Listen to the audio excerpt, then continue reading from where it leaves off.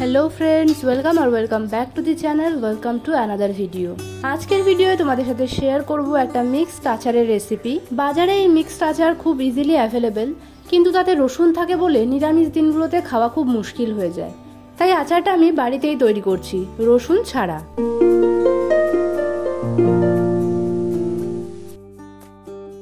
1 kilo কাঁচা আম নিয়েছিলাম, সাথে নিয়েছি 4টে বড় সাইজের গাজর, আদা, লেবু আর লাগবে কাঁচা লঙ্কা। তবে এই জিনিসগুলোকে ভালোমতো ধুয়ে একটুখানিকের জন্য রোদে রেখেছিলাম। আমটাকে প্রথমেই ভিজিয়ে নিতে হবে প্রায় 1 ঘন্টার জন্য। ভেজানোর পরের গাটা ভালোমতো ডলে ডলে ধুয়ে নিতে হবে। এই আচারটা করার জন্য আমটার খোসা ছাড়াবো না, শুধু বোটার দিকটা একটু কেটে নেব। আমার এই আমটা খুব একটা বাত্তি হয়নি, ভেতরের আটিটাও বেশ নরম। এইভাবে করে 4 টুকরো করে কেটে নিয়ে ভেতরের বীজটাকে ফেলে দেব, আর তারপরে একটু ছোট করে টুকরো করে নেব। ছোট করে কাটার একটাই কারণ, খাওয়ার সময় সব সময় বড় পিসের দরকার পড়ে না। ছোট পিস হলে একটুখানি হলেই হয়ে যায়, বাকিটা আর ওয়েস্ট করতে হয় না। আমটাকে জল থেকে তোলার পর গাটা একটু ভালো করে মুছে নেবে। পুরো আচারে কোথাও যেন জল না থাকে। জল থাকলেই ফাঙ্গাস হবে আর জিনিসটা তাড়াতাড়ি নষ্ট হয়ে যাবে। আমটা কাটা হয়ে গেলে হলুদ মাখিয়ে রোদে রেখে দেবো 1 বেলার জন্য, মানে ওই ধরো 3 থেকে 4 ঘন্টা। আম খুব বেশি দিন এইভাবে কেটে কিন্তু ফেলে রাখা যাবে না। তাই আচার করতে হলে যেদিন আচার করবে সেই দিনই কিংবা তার আগের দিন আমটাকে কাটবে। আর যতক্ষণ না আচারটা বানাতে পারছো ততক্ষণ চেষ্টা করবে ম্যাক্সিমাম টাইম রোদে রাখার। এটা যদি রাতে রাখতে হয় তাহলে কিন্তু হালকা কাপড় দিয়ে ঢেকে রাখবে। আচারটা বানানোর 1 ঘন্টা আগে বাকি সবজিগুলোকে কেটে ফ্যানের হাওয়ায় রেখে দেবে। চৌকো করে গাজর কাটবে, 4 টুকরো করে লেবু কাটবে, জুলিয়ানে আদা আর লঙ্কা এইভাবে চিড়ে দেবে। চলো এবার তাহলে মশলাটা বানিয়ে নেওয়া যাক। 2 চামচ সাদা সর্ষে, 2 চামচ কালো সর্ষে, 1 চামচ জিরে, 1 চামচ মেথি, 1 চামচ ধনে, 3 চামচ মৌরি। মৌরিটা এখানে একটু বেশিই লাগবে। তারপরে দিয়ে দিচ্ছি 1/2 চামচ জোয়ান, 1/2 চামচ হিং আর পরিমাণ মতো লবণও এর সাথেই দিয়ে ভেজে নেবে। ভাজা বলতে আবার খুব বেশি ভাজা না, এটা জাস্ট গরম করতে হবে। এর সাথে 10-12টা শুকনো লঙ্কা আর 1/2 চামচ মতো কালো জিরেও দিয়ে দিতে হবে। এবার আর খানিকক্ষণ এভাবে কড়াইতে নাড়াচাড়া করে নিয়ে গ্যাস অফ করে দিয়ে কড়াইতেই নাড়াচাড়া করব। কারণ কড়াইটা গরম হয়ে থাকবে আর তাতেই মশলাগুলো অলমোস্ট ভাজা হয়ে যাবে।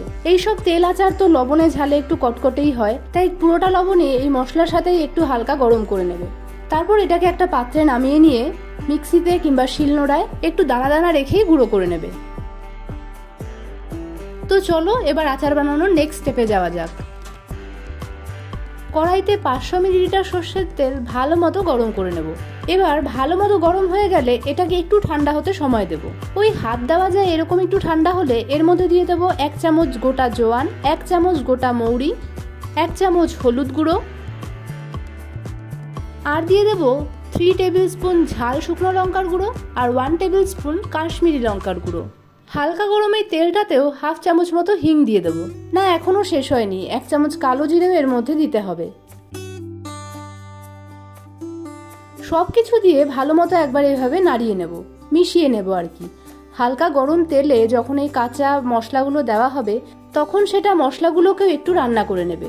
তেলটা মোটামুটি ভালো মতো ঠান্ডা হয়ে গেলে কেটে রাখা সবজিগুলো এর মধ্যে প্রথমে দিয়ে দেব। তারপরে আম আর গুঁড়ো করে রাখা মশলাগুলো পরপর এর মধ্যে দিয়ে দেব। খুব ভালো মতো এগুলোকে মিক্স করে নিতে হবে এই চামচের সাহায্যে বা হাতার সাহায্যে। ভাজা মশলাটায় যেহেতু সর্ষে ছিল সেটা বাটার সময় কিন্তু ধ্যান দিতে হবে। খুব বেশি প্রেসার দিয়ে খুব বেশি মিহি করে বাটবে না, তাহলে সর্ষে কিন্তু তেতো হয়ে যেতে পারে। এবার যে লেবুটা ছিল সেই লেবুর রসগুলো এর মধ্যে চিপে দিয়ে লেবুর খোসাটাও এর মধ্যেই দিয়ে দেব।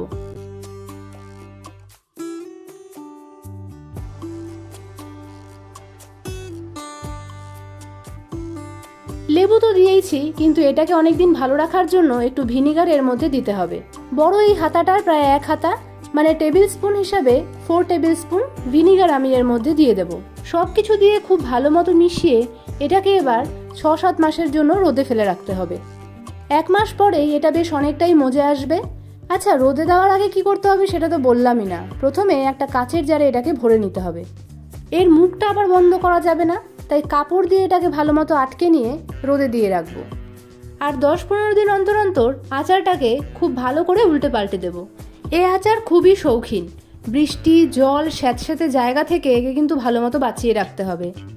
মিক্সড পিকল আমার মতো নিশ্চয়ই অনেকেই খেতে ভালোবাসো, আর আমাদের এই বাঙালিদের এই রসুনের জ্বালাতনে নিরামিষের দিনে ডাল হলেও সাথে এই আচারটা আমি খেতে পারতাম না, তাই বুদ্ধি করে নিজেই বাড়িতে বানিয়ে নিলাম। এই আচারটা পাতলা ডালের সাথে কিংবা পরোটা বা রুটির সাথে খেতে আমার সবচেয়ে বেশি ভালো লাগে। আর তোমরা এই মিক্সড আচার কিসের সাথে খেতে বেশি পছন্দ করো, আর আমার এই রেসিপিটা তোমাদের কেমন লাগলো কমেন্টে আমাকে অবশ্যই জানিও। কিছুদিন আগেই তোমাদের সাথে এঁচোড়ের তেল আচার, তারপর লঙ্কার পুর ভরা আচার, এইসব রেসিপি অলরেডি শেয়ার করেছি।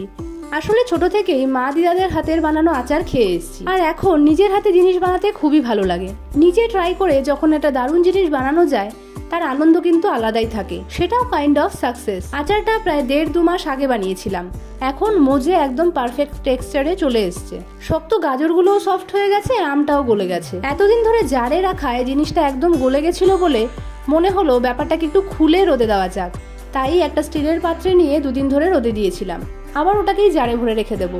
এরপর এই আচারটাকে আরো প্রায় 6 মাস প্রায় প্রতিদিন করে রোদে দেবো। কলকাতায় বা গরমের জায়গায় এসব আচার করলে খুব একটা সমস্যা হয় না, যেহেতু আমার বাড়ি ডুয়ার্সে, ডুয়ার্স যেহেতু স্যাঁতস্যাঁতে জায়গা, তাই এইখানে এইসব আচারে খুব তাড়াতাড়ি ফাঙ্গাস ধরে যায়। তাই কি করতে হবে, তেল দিয়ে এটাকে পুরো ডুবু করে রাখতে হবে আর প্রতিদিন রোদে দিতে হবে। তো কেমন লাগলো ভিডিওটা কমেন্টে জানিও, ভালো লাগলে লাইক করো, বন্ধুদের সাথে শেয়ার করো, আর এরকম ভিডিও আরো দেখতে চ্যানেলটাকে সাবস্ক্রাইব করতে ভুলো না। আজ আসি, টাটা।